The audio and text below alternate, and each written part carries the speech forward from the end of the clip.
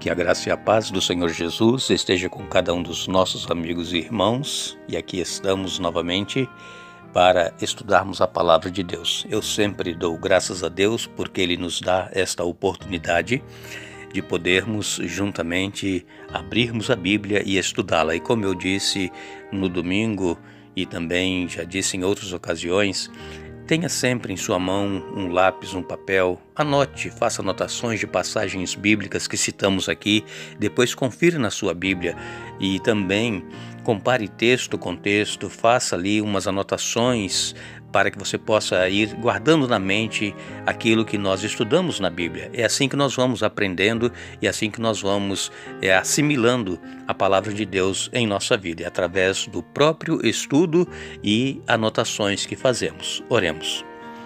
Deus eterno e Pai que estás nos céus, mais uma vez te agradecemos porque nos dás mais um dia de vida e também nos concedes o privilégio de podermos estudar a Tua palavra. Solicitamos, ó Deus, humildemente que o Teu Espírito Santo nos encha, nos dê entendimento e nos ajude a tomarmos a decisão de fazermos a Tua vontade e não a nossa vontade em nossa vida. Esteja com cada um dos nossos amigos e irmãos, abençoando-os em nome de Jesus.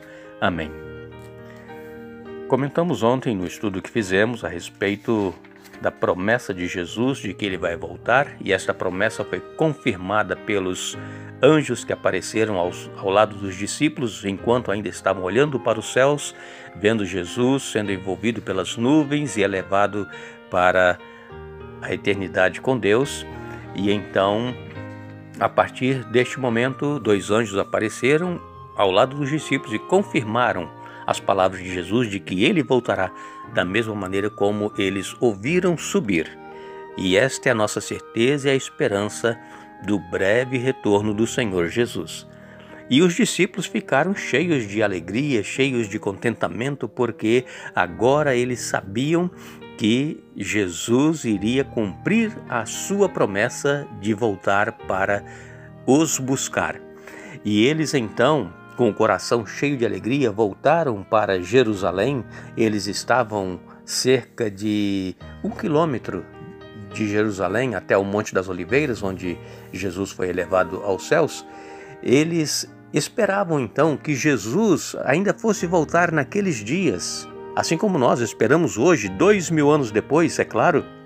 Não é que para nós já se passaram muitos anos desde aquela época, mas os discípulos, depois que eles cumpriram a sua missão, morreram, foram mortos, enfim, foram mártires da verdade, e eles estão dormindo no pó da terra, e quando Jesus voltar é como se eles tivessem morrido naquela hora.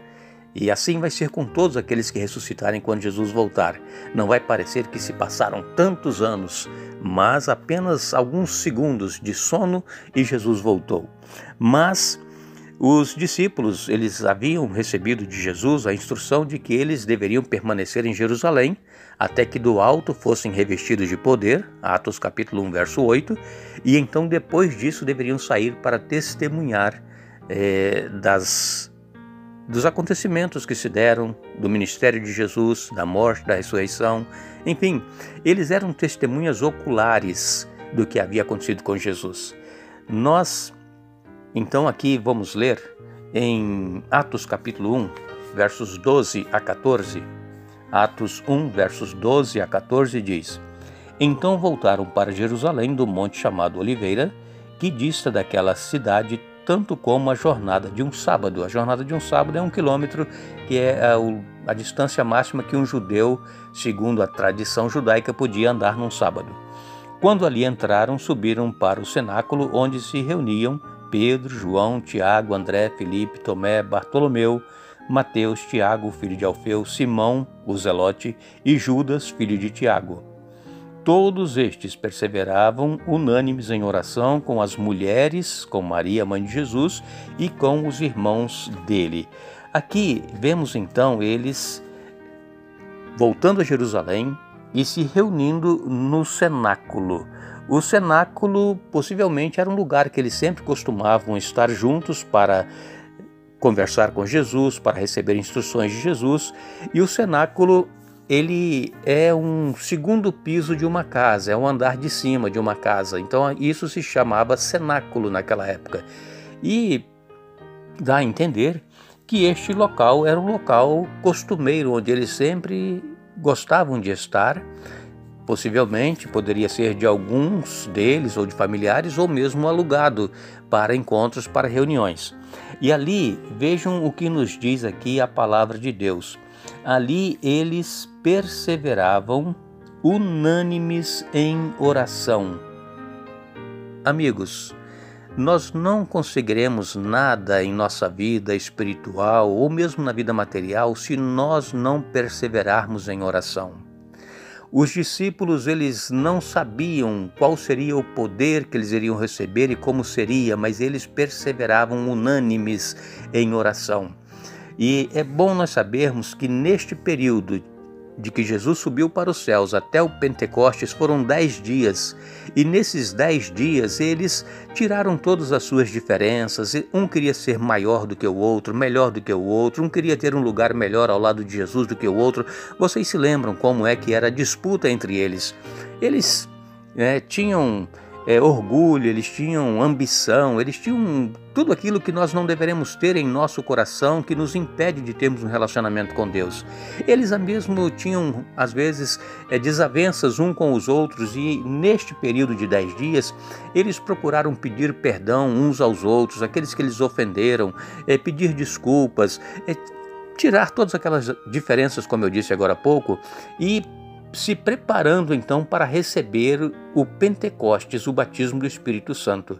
E nós, amigos e irmãos, se quisermos também receber a unção, o poder do Espírito Santo em nossa vida, nós precisamos perseverar em oração. Não é somente aquela oração corriqueira que nós fazemos quando acordamos, quando nós vamos dormir ou quando nós comemos, aquela oração, sabe, até mesmo já decorada. Não, é uma oração de se esvaziar de todo eu, de se colocar completamente nas mãos de Deus e ser usado por Deus. Nós precisamos ser um vaso nas mãos de Deus. Ele precisa quebrar esta nossa velha vida de orgulho, de pecado, esta nossa velha vida cheia de problemas. Jesus precisa quebrar este vaso e refazê-lo para a honra e glória do teu santo nome. E isto ele só fará se nós humildemente nos colocarmos em suas mãos, se nós reconhecermos que somos falhos, que somos pecadores, que não há nada bom em nós, e então o poder do Espírito Santo poderá nos encher e nos usar para que sejamos também testemunhas, assim como os discípulos fizeram.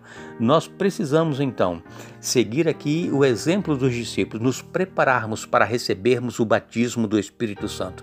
Sem preparo não receberemos o batismo do Espírito Santo.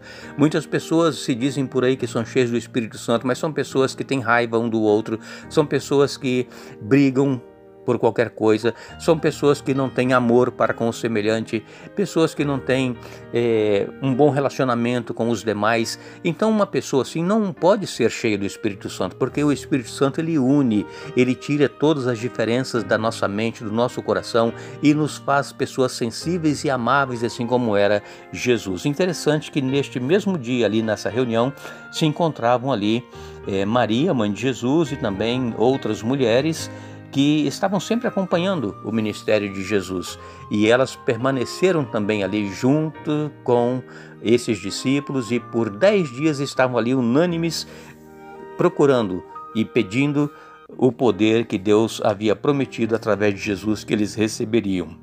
Então, constantemente em oração e louvando a Deus no templo, todos eles certamente estavam envolvidos na confissão, no arrependimento e abandono do pecado.